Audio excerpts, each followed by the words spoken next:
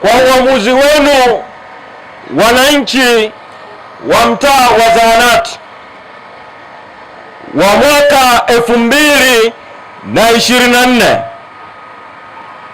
pamoja na uporaji mkubwa wa haki za kisiasa uliofanyika kwenye uchaguzi wa vijiji vitongoji mwaka 2024, kwa wagombea wengi wa Chadema kuenguliwa maeneo mbalimbali ya nchi kwa kiwango cha kwamba kukawa hakuna uchaguzi, na wale wachache waliobaki kuhujumiwa, kuenguliwa, matokeo yao kuchakachuliwa. Lakini nyinyi hapa Zahanati mkatupa heshima, walau tukabaki na mwenyekiti wa mtaa wa Zahanati Mathias Mushi. Asanteni sana wananchi wa mtaa wa Zahanati. Mathias Mushi, pamoja na kuwa sisi chama tuliweka msimamo mwaka 2024 kwamba hakukuwa na uchaguzi kwa sababu wagombea wengi sana waliondolewa, kabaki nafasi chache sana, na zile zilizo chache wakahujumu uchaguzi. Lakini wewe na wananchi wenzako mkaendelea kung'ang'ana mpaka mwisho na mkashinda. Endelea kuwatumikia wananchi hapa Zahanati, na kwa utumishi wako kwenye mtaa huu wa Zahanati waonyeshe wa mitaa mingine yote ya jirani katika kata hii ya Mapambano kwamba kiongozi wa Chadema anapokuwa anaongoza kwa utofauti wa pekee sana. Endelea kulinda heshima ya chama hapa. Najua unafanya kazi katika mazingira magumu, kwa sababu 2025 wakafanya uporaji mkubwa zaidi, hakukuwa na uchaguzi. Kwa wakachukua ya udiwani, wakachukua ya ubunge, wakachukua ya urais. Kwa uko peke yako kwenye ODC, kamati ya maendeleo ya kata, na uko peke yako na wachache wengine katika baadhi ya mitaa kwa ujumla wake kwenye halmashauri, na baraza la madiwani linatawaliwa na CCM, na bunge linatawaliwa na CCM, na rais ni wa CCM, na wote kwa ujumla wao wanafanya maamuzi ya ovyo ambayo yanasababisha hata viongozi wa mitaa, vijiji na vitongoji washindwe kwenye mambo ya msingi. Lakini wewe endelea kusimama juu ya watu, endelea kusimamia haki za watu, na tunayo kazi kwa pamoja, nyinyi wa Zahanati, kata ya Mapambano na Tanzania, kusaka mabadiliko yenye kuwezesha uchaguzi huru na haki. Haiwezekani ukawa na uchaguzi wa vijiji na vitongoji ambao badala ya kusimamiwa na tume huru ya uchaguzi, uchaguzi unasimamiwa na waziri mwenye dhamana ya TAMISEMI ambaye ni waziri katika ofisi ama ya rais au ya waziri mkuu, chini ya rais au chini ya waziri mkuu, kutegemea na muundo wa serikali kwa wakati huo. Kwa mwaka 2024 uchaguzi huo ulisimamiwa na waziri aliyeitwa Mchengerwa, ndio aliyetunga kanuni, ndio aliyeweka utaratibu wa uchaguzi ulioingua wagombea. Na wakati aliyekuwa rais wakati huo Samia Suluhu Hassan anamteua Mchengerwa kumpeleka wizara ya TAMISEMI, akamwambia, nimekuteua wewe kwenda wizara ya TAMISEMI kwa sababu una kifua kipana na mwakani kuna uchaguzi wa serikali za mitaa. Anazungumza hivyo 2023. Alafu anayemzungumza ana kifua kipana ni mkwe wake, amemwoa mtoto wake Wanu Suluhu Hassan, Wani Amer, Wanu ambaye wakati tunawaambia 2023 ni mtoto wa Samia, wengine wakasema ni mkwe, na mkwe wake amemwoa mtoto wa Samia, watu wakasema ni uongo. Lakini 2025 baada ya uchaguzi, Samia pamoja na kupingwa kuhusu uchaguzi wake, hakuwa na aibu, akamrudisha tena mkwewe akawa waziri, akambadilisha wizara tu, akampa wizara ya afya kushughulikia mambo ya afya ya watoto wenu na wakina mama na wazee, akampa mkwe wake, alafu mtoto wake wa kumzaa wenu akampa naibu waziri wa elimu, naye awe sehemu ya baraza la mawaziri. Sasa baraza la mawaziri lenye mama, mkwe, mtoto na mshenga akapewa wizara ya ulinzi anayesimamia masuala yao ya ndoa.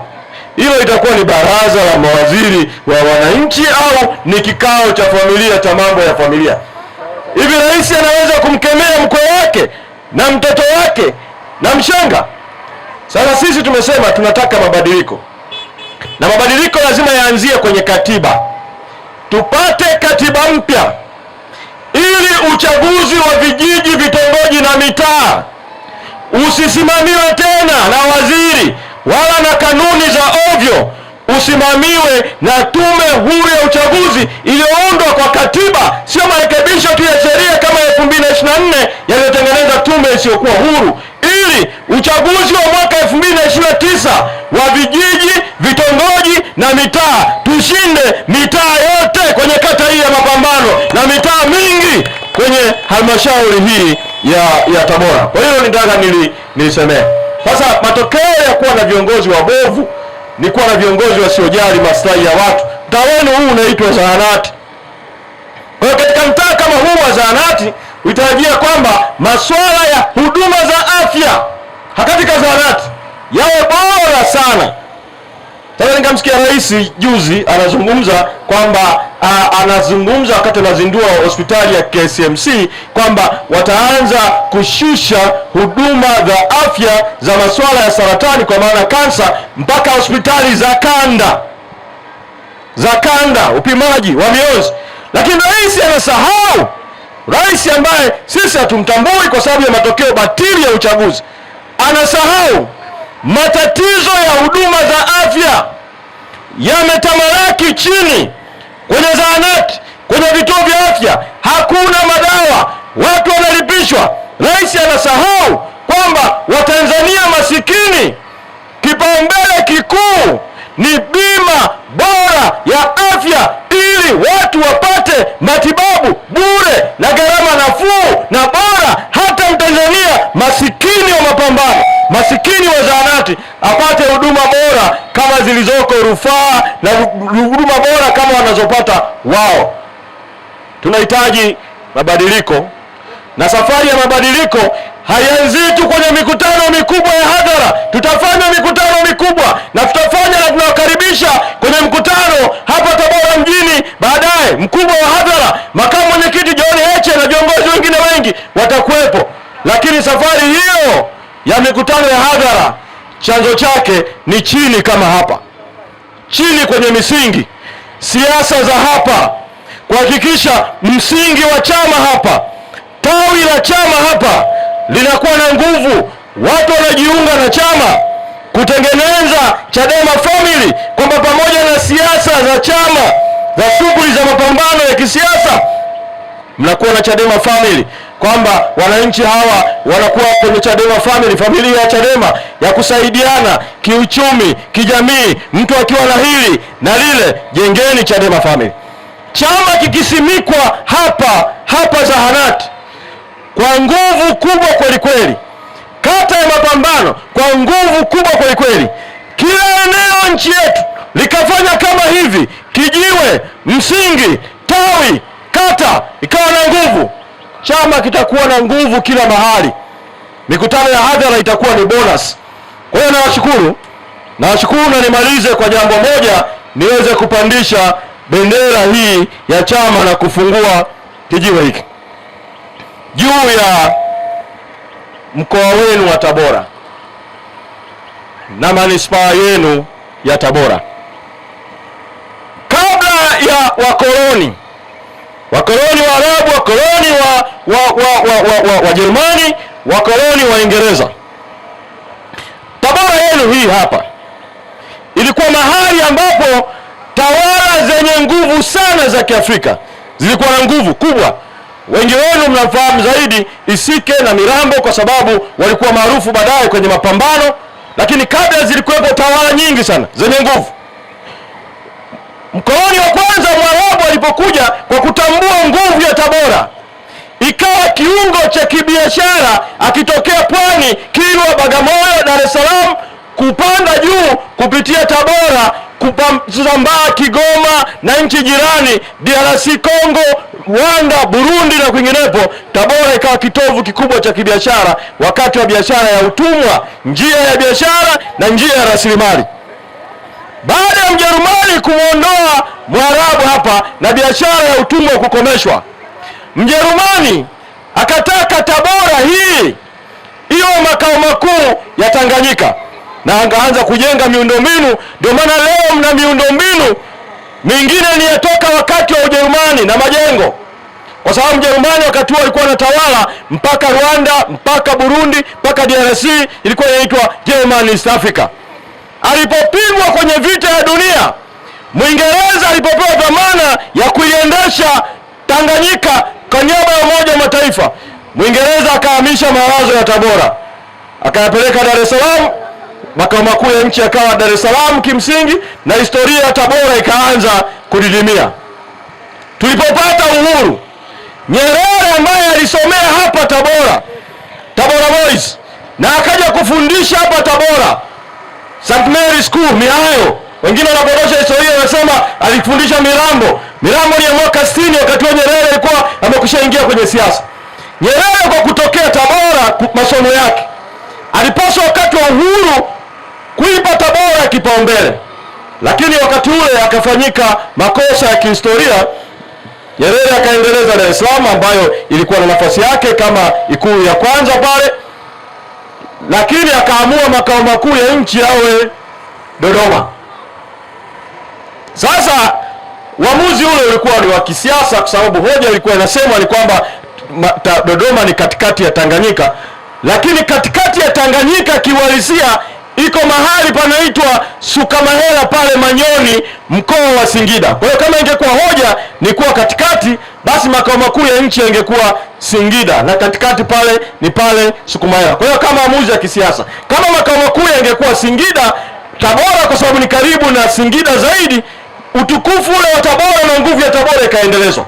Sasa haya ni makosa ya kihistoria. Nyerere baadaye akarekebisha sehemu ya makosa hayo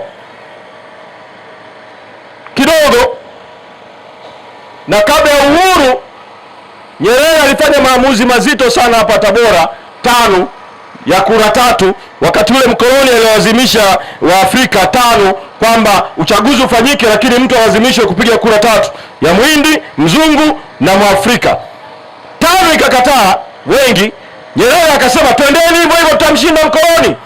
Nyerere mpaka akatoa machozi hapa Tabora hapa kwenye ile leo sasa hivi maarufu kama Student Center, alimwaga machozi pale, akaisukuma 5 ikafanya maamuzi, Tanganyika ikapata uhuru.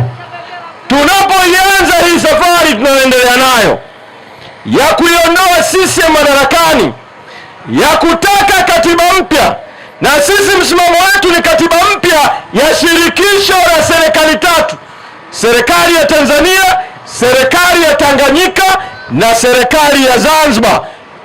Shirikisho, serikali 3. Tabora, mnapoikumbuka kura 3 ya Mwalimu, kumbukeni serikali 3. Naongozeni wa Tanzania katika mapambano ya kudai katiba mpya.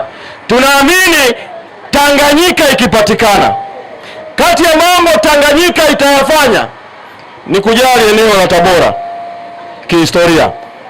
Kwa hiyo ungeni mkono shirikisho la serikali 3 na katiba mpya kwa manufaa ya Tanzania. Sasa mwenyekiti wetu wamemkamata, wamemweka ndani akiwa kwenye harakati za madai ya katiba mpya, marekebisho ya kuwezesha uchaguzi huru na haki kwa kauli mbiu ya no reform no election. Sasa tunapambania mambo mawili, katiba mpya na free Tundu Lissu. Kwa hiyo kunja ngumi pale ulipo, nikisema katiba mpya unasema free Tundu Lissu. Katiba mpya! Katiba mpya!